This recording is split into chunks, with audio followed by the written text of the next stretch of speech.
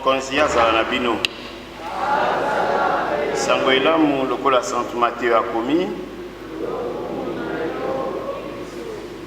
tokotanga eteni ya tuku ibale na mitano molongo mwa tuku isato na yoko tino tuku inai na motoba po ya boyei bwa Yesu alobi na bayekoli mokolo mwana wa moto akoya na nkembo elongo na banzelu bayebanso akofanda ongwende ya ye ya nkembo bakosangisa bato banso banse mobimba oboso bwa ye akokabola bango lokola mokengeli wa bikwele akokabolaka mpata na ntaba ya ye akotia mpata oloboko la mobali taba oloboko la mwasi nsima yango mokonzi akoloba na baye bazali oloboko la mobali boyaka bino bana ba bolingo bwa tata wa ngai bozwa bokonzi babongiseli bino uto libandela ya molongo mpamba te nazalaki koyoka nzala bopesaki ngai bilei nazalaki koyoka mposa ya mai bopesaki ngai mai makomele nazalaki mopaya boyambaki ngai malamu nazalaki bolumbu bolatisaki ngai elamba nazalaki na mpasi boyaki kosalisa ngai nazalaki o boloko boyaki kotala ngai pe bato balamu bakotuna ye mokonzi mokolo nini tomonoki yo ozalaki koyoka nzala pe topesaki yo bilei ozalaki koyoka mposa ya mai pe tomelisaki yo ozalaki mopaya toyambaki yo ozalaki bolumbu pe tolatisaki yo elamba ozalaki na pasi to boloko pe toyaki kotala yo mokonzi akozongisela bango nalobi na bino ya solo mbala nyonso bosalaki bongo na moko wa bandeko bangai bosalaki ngai moko na nsima akoloba na baye bazali oloboko la mwasi bolongwao bokende mosika bino bato babe bokende omoto mwaseko balengelaki mpo ya zabolo na baninga baye pamba te nazalaki koyoka nzala bopesaki ngai bilei te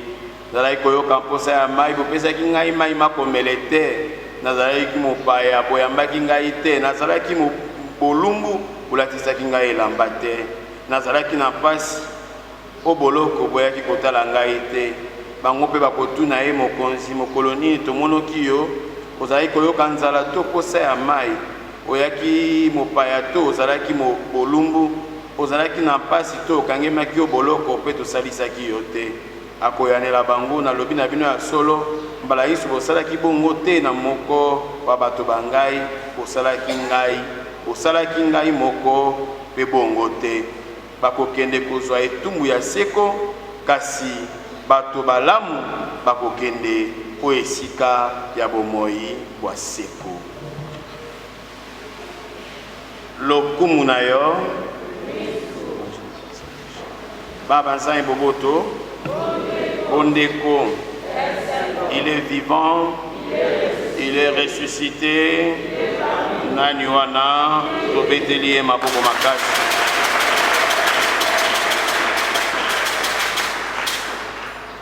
lelo mama biso eklezia kokundola bomoi ya Saint Martin de Tours episcopo Yambote akoma episcopo tope moine azalaki c'était un militaire un officier kaya kotika mana manso po ya kokota na kati ya eklezia okoma moine kokoma pe episcopo akokula baptissimo mais ce qui est plus important dans sa vie il avait une option préférentielle pour le pauvre et l'église aussi a toujours cette option préférentielle pour la babola pour les plus démunis, les marginalisés, les oppressés. Et on va toujours,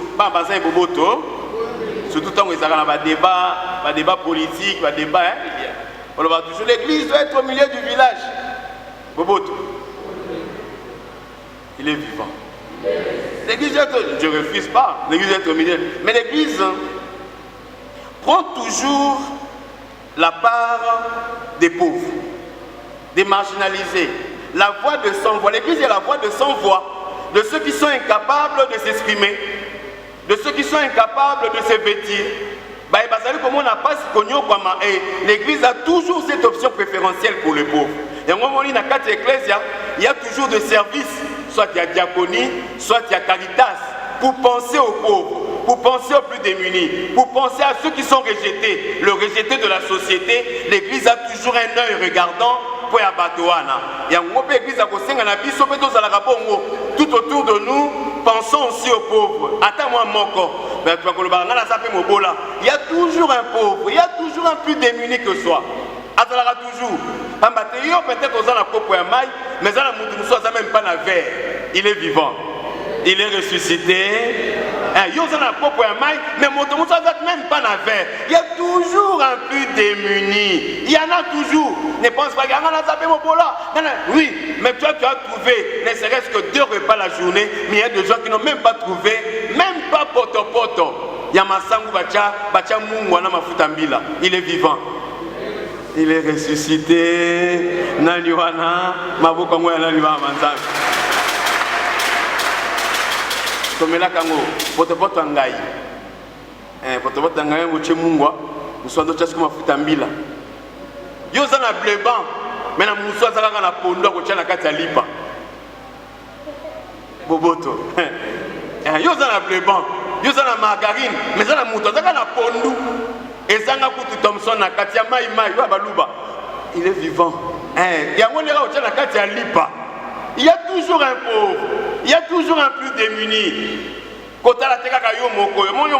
Martin de Touabi, il a pris même son manteau à couper ça na mobola mon corps.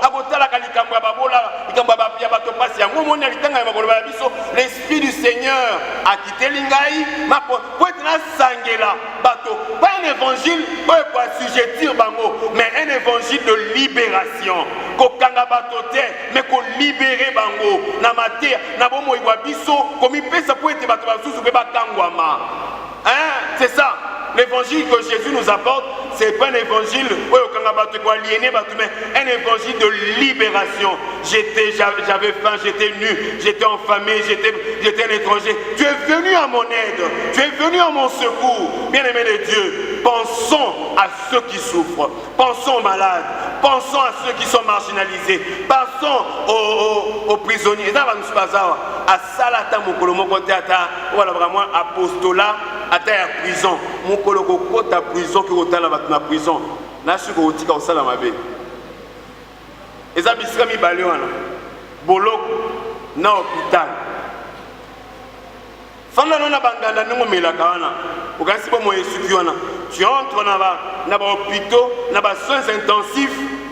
Na ba bonbon, na ba comment tu regardes comment le bébé, les enfants, les femmes, les hommes, pardon, total yobi, mais ngayoyo, nazan, ngaine nani, pour te mokonzi après ça ngai santé à malam.